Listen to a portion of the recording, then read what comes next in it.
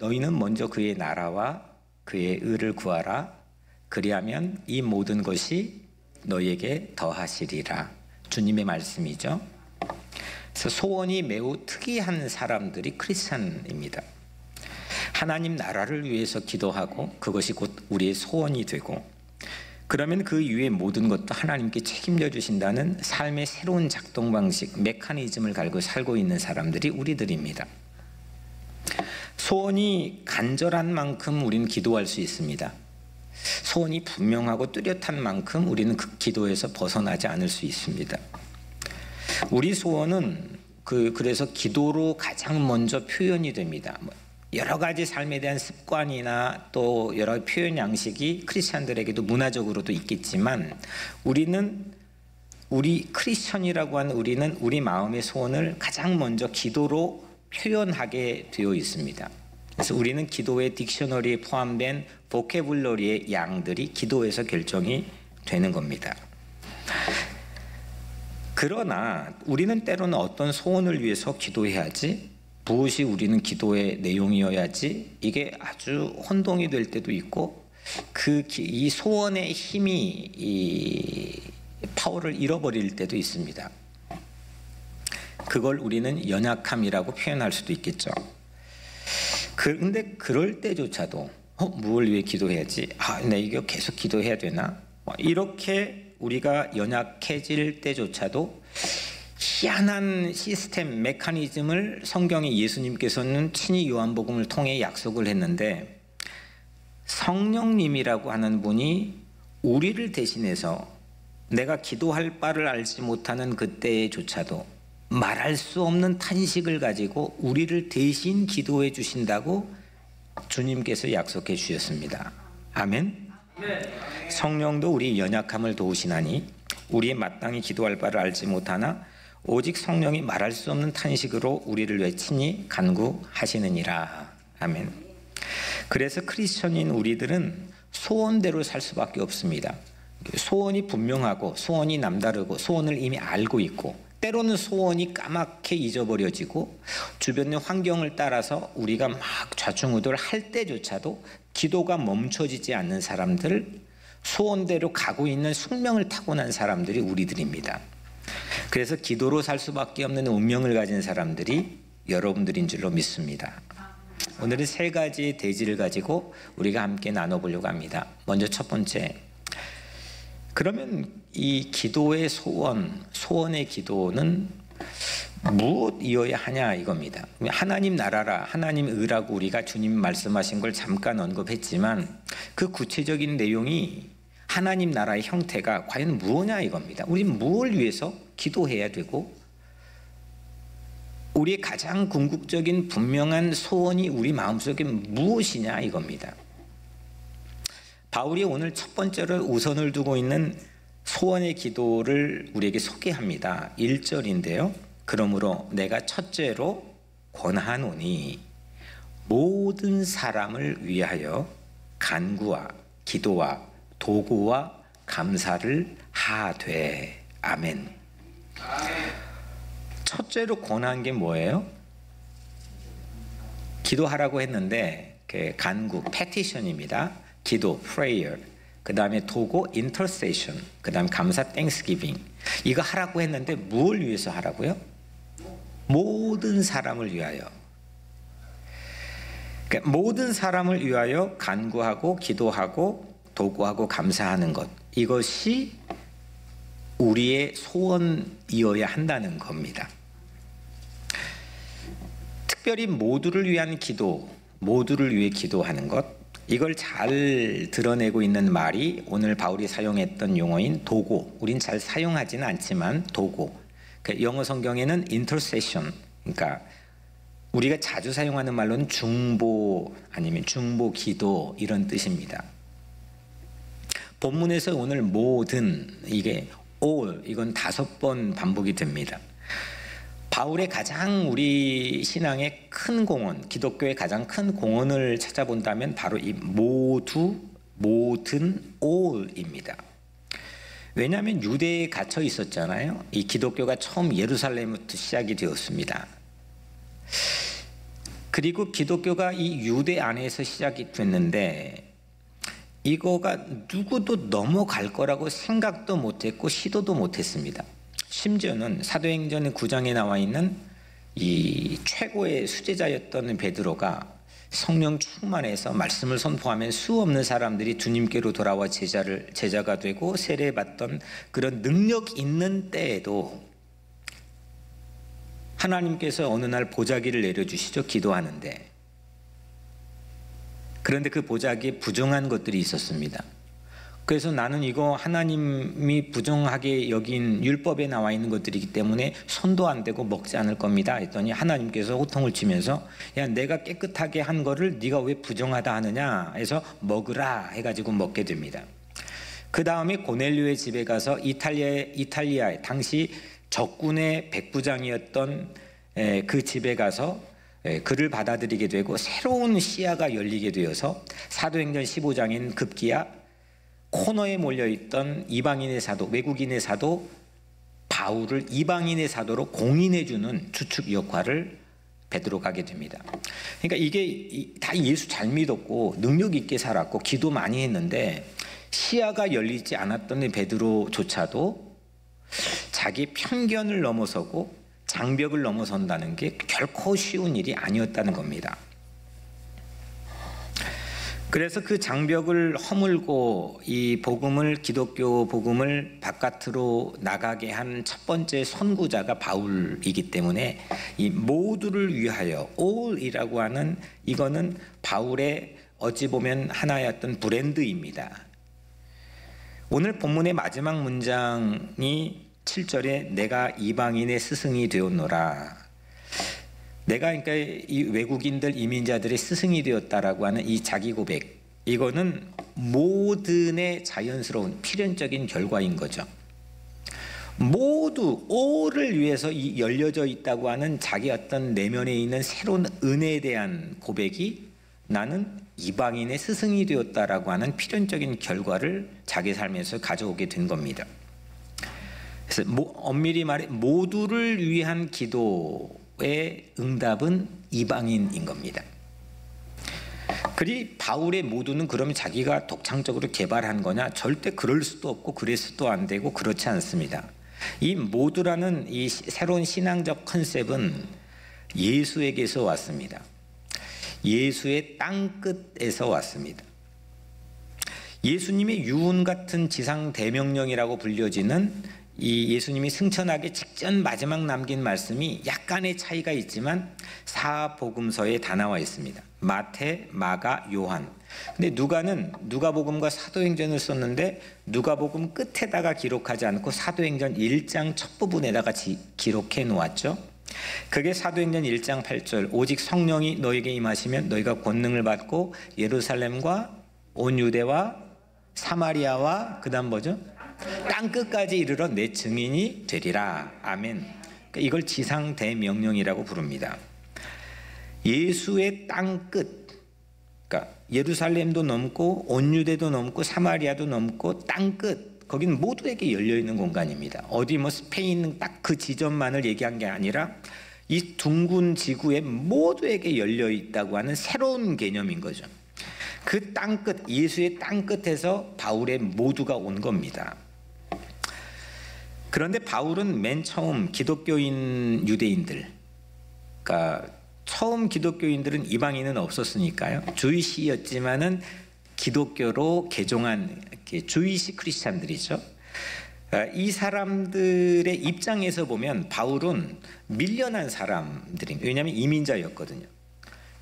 길리기아 다소에서 지금의 터키의 남부지방에서 세컨 제너레이션으로 성장했던 사람입니다. 그런데 누가도 마찬가지입니다. 누가도 그런데 신약 저자들 중에서 유일한, 이건 아예 주이시 이민자들도 아니고 포리너, 외국인입니다. 유일한 외국인입니다. 이 두 사람 다 모두 다 바깥 사람입니다. 바울은 이민자이고 누가는 외국인입니다. 그래서 유대인 입장에서 기독교에 같이 귀속된 입장에서 보면은 밀려난 사람들의 서러움을 누구보다도 잘 아는 두 사람일 겁니다. 그래서인지 누가가 쓴 두 작품, 누가복음과 사도행전, 그리고 바울이 쓴 13편의 편지들, 이 편지들은 유독 밀려난 사람들에 대한 지대한 관심을 표명합니다. 다른 것과 상대적으로 비교해서. 누가복음에 보면은 누가복음에만 나와 있는 보도되는 기사들이 있습니다. 거지와 나사로, 또 돌아온 탕자 이야기, 또 강도 만난 자를 도왔던 선한 사마리아인의 비유, 그 밖에도 유독 누가가 밝히고 있는 그 예수의 사역에 대한 대상들이 유별납니다. 바울은 더하죠. 바울은 우리가 지금 살펴본 것처럼 자기를 아예 이방인으로 자기의 이름을 걸고 명운을 건 사람으로 이야기를 합니다. 분량도 이게 신약의 어떤 것보다 가장 많은 분량을 가지고 있는 사람이 이 두 저자입니다. 공교롭게. 예수를 직접 본 사람, 목격했던 사람들이 훨씬 더 많은 분량을 남길 법한도 한데, 누가복음과 사도행전을 남긴 누가나 13편의 편지를 남긴 바울이나 가장 많은 분량, 또 가장 깊은 어떤 예수의 삶과 복음을 재현해낸 그런 사람들이 됩니다. 그래서 예수의 삶과 땅끝 사역의 소원을 계승하게 된 두 사람인데, 희한하게도 당연하게 공간적으로 달랐기 때문에 누가와 바울은 예수를 만난 적이 없습니다. 누가는 바울이 2차 선교여행 때 선교하는 도중에 만난 사람입니다. 그래서 자기의 삶의 모든 복음의 내면을 전부 다 계승해 준 사람. 그래서 마지막 로마 감옥에 죽기 얼마 남겨놓고 갇혔을 때에 바울이 그렇게 편지 쓰죠. 누가만 내 곁에 있느니라. 그러니까 다 떠나도 마지막까지 곁에서 자기의 삶에 대한, 예수의 삶에 대한 끊임없는 열정을 포기하지 않고 분량적으로나 깊이 면에서나 예수의 삶을 가장 근접하게 재현해서 우리에게 소개해 준 증인이 이 두 사람이라고 해도 과언이 아닐 겁니다. 목격자들의 증언으로 예수를 만났을 뿐인데 직접 못 봤으니까, 전파자의 증언으로 예수를 만났을 뿐인데 신기한 두 사람은 목격자보다 훨씬 더 분량적으로나 내용적으로 생생하게 예수를 전해줍니다. 전 이게 참 고맙습니다. 왜냐하면 우리는 예수를 직접 본 적도 없고, 특히나 이렇게 전 세계에 한 세계에 나올까 말까 하는 그런 위대한 사역자들 곁에 우리가 있으면 모르겠지만, 저도 그럴 주제 안 되고 또 우리도 다 거만거만한데, 이게 어떻게 하면 그 예수의 삶을 따라가고 그 열정을 우리 각자의 삶에 재현낼 거냐? 물론 예수의 직통으로 받는다 이렇게 하면 할 말이 없겠지만, 근데 하지만 오늘 이 두 사람을 통해서 우리가 위안을 받게 되는 한 가지는, 직접 보지 못했는데 오히려 어떤 사람들보다 탁월하게 많은 분량과 깊이 있는 그런 내용의 신앙을 우리에게 전수해 주었기 때문입니다. 이게 바로 신앙입니다. 그러면 이게 어떻게 가능해지는 거냐? 바로 이 두 사람이 기도의 사람이었기 때문입니다. 아멘. 네, 바울은 초기 편지에, 그러니까 바울의 13편의 편지 중에 초기 편지, 가장 먼저 쓴 편지가 요즘에 강 목사님이 설교하신 데살로니가 전후서고, 가장 마지막에 쓴 게 요즘 제가 설교하고 새벽에 설교하고 있는 디모데 전후서와 디도서입니다. 근데 데살로니가 초기 작품인 데살로니가 전서 5장 17절에 보면 바울이 이렇게 고백하죠. 쉬지 말고 기도하라. 그러니까 아예 이게 사역 다 해보고 마지막에 결론이 야 쉬지 않고 기도해야 되는 거야, 이게 아니고, 아예 초창기 때부터 줄곧 쉬지 않고 기도할 때 나는 목격자들보다, 어떤 자들보다 실제로는 만삭되지 못한 지극히 작은 사도이지만 예수의 사역만큼은 누구보다도 재현할 수 있는 그런 능력을 기도 안에서 갖게 된다라고 하는 고백이겠죠. 두 번째로, 그럼 모두를 위한 기도, 이게 첫 번째 테마였습니다. 오늘 바울이 본문을 통해 주신. 근데 이 모두를 위한 기도에서 한 가지 취약점이 있습니다. 너무 좋은 말인데요. 근데 여기에 거의 빠집니다. 기도를 쉬게 되는 이유, 기도가 멈칫해져 버리는 이유, 기도의 동력을 상실하는 이유, 거의 대부분 이 함정입니다. 그 취약점이 뭘까요? 모두를 위한 기도의 취약점이 뭘까요? 이게 두 번째 질문입니다. 도리어 이게 쉽지 않습니다. 네, 진짜 모두를 위해 여러분들 기도할 수 있습니까? 이게 됩니까?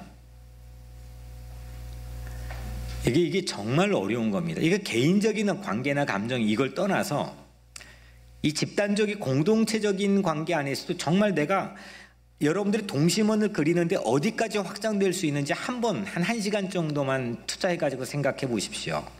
금방 뽀록납니다. 금방 미천이 드러날 겁니다. 뭐 아주 엄청난 폼을 잡고 우리가 사는 것 같지만 사실 그렇지 않습니다. 바울이 비겁한 자로 오해받는 경우들이 상당히 지난 2000년 동안 많이 있었습니다. 그 이유가 뭐냐? 바로 여기에서 비롯된 오해입니다. 모두를 위한 기도의 함정이 2절인데 그 때문입니다. 제가 잠깐 그 2절을 읽어드리면 임금들과 높은 지위에 있는 모든 사람을 위하여 하라.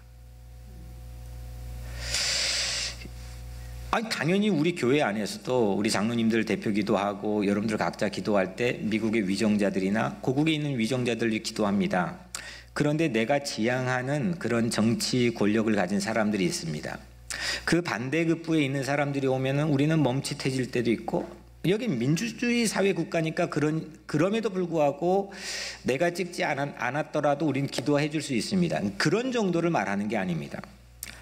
왜냐하면 당시 여기에 임금들과의 임금은 누구냐면, 이건 뭐 요즘 빼박이라고 그러죠. 이건 빼도 박도 못하게 분명한 건데, 당시 로마 제국의 최대 폭군 황제였던 네로를 가리킵니다. 높은 지위에 있는 모든 사람을 위하여 하라. 여기 높은 지위에 있는 모든 사람은 누구냐? 그 네로 황제에 부역했던 악랄한 지도자들입니다. 이들까지 모두 포함시켜서 기도하라고 합니다. 그러니까 당연히 오해를 받을 만도 합니다.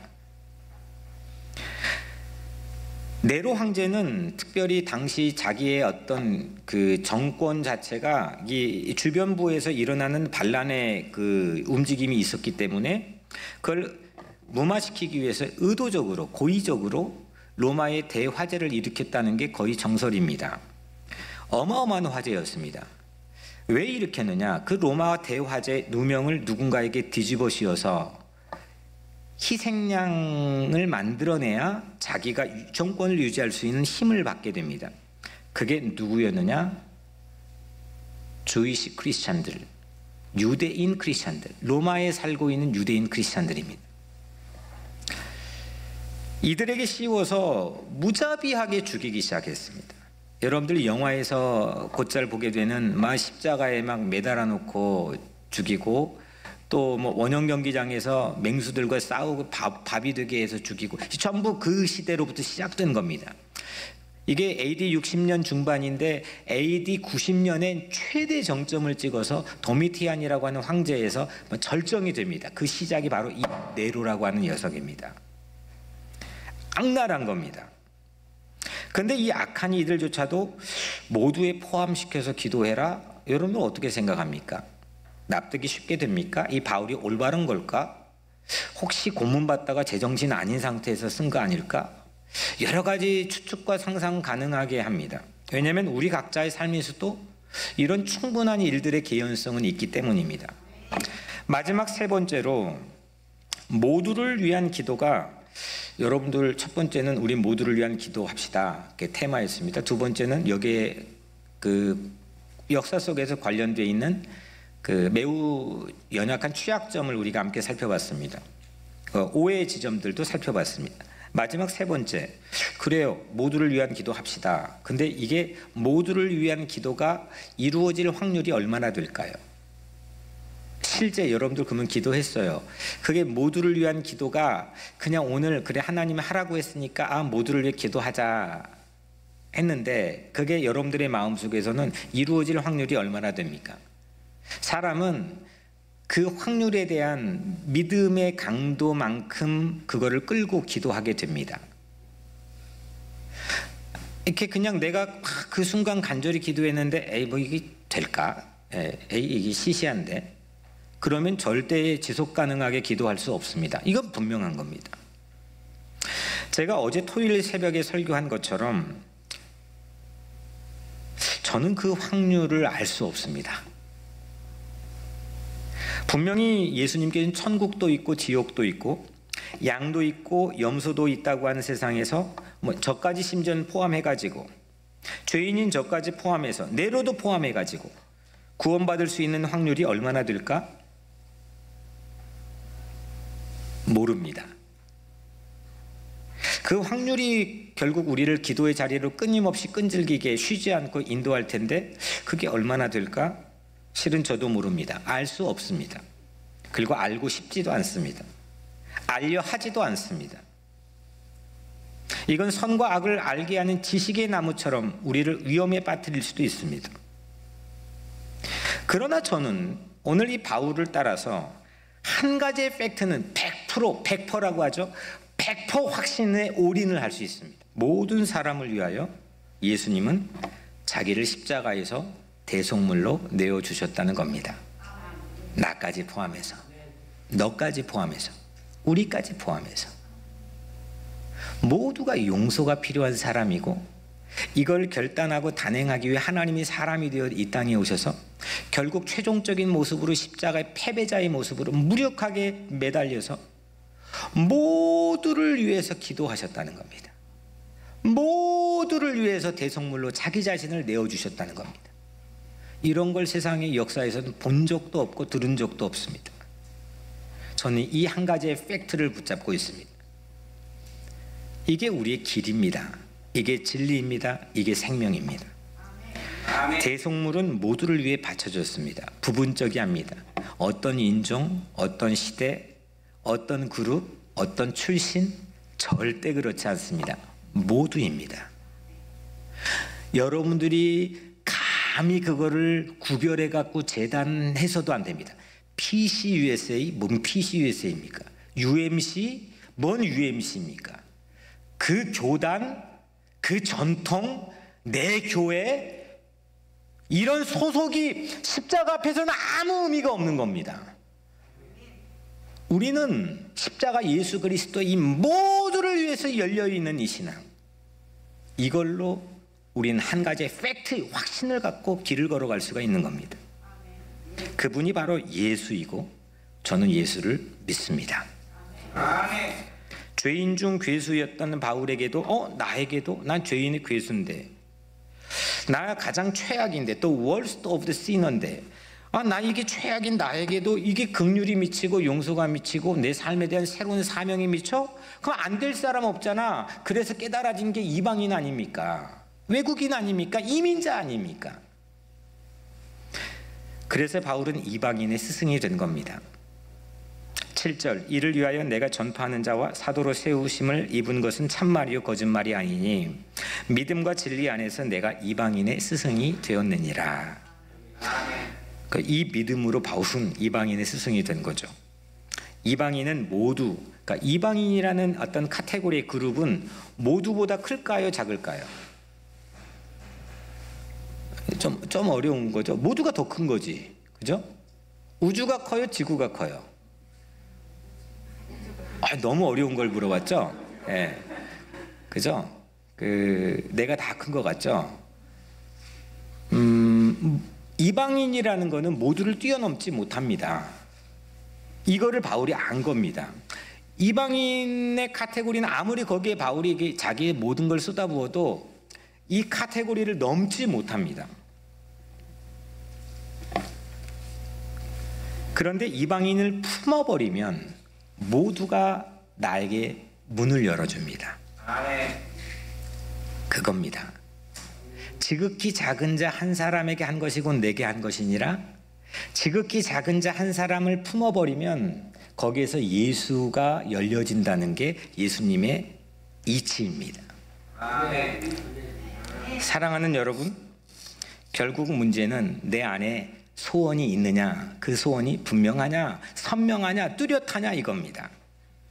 예수의 이름을 걸고 기도하면 안 될 일 없지 않겠습니까? 아멘. 모든 일 다 될 거고 모두를 위한 기도가 열리게 되지 않겠습니까? 아멘. 우리의 소원 기도는 모두를 위한 기도입니다.